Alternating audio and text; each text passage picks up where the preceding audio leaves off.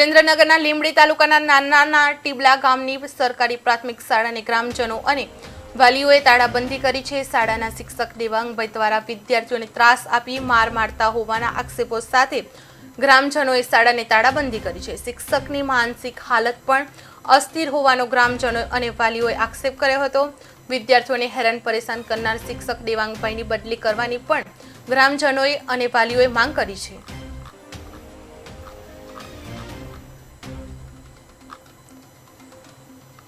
શિક્ષકના માનસિક હાલત પણ અસ્થિર હોવાનો ગ્રામજનો અને વાલીઓએ આક્ષેપ કર્યા છે। વિદ્યાર્થીઓને હેરાન પરેશાન કરનાર શિક્ષક દેવાંગભાઈની બદલી કરવાની પણ ગ્રામજનો અને વાલીઓએ માંગ કરી હતી।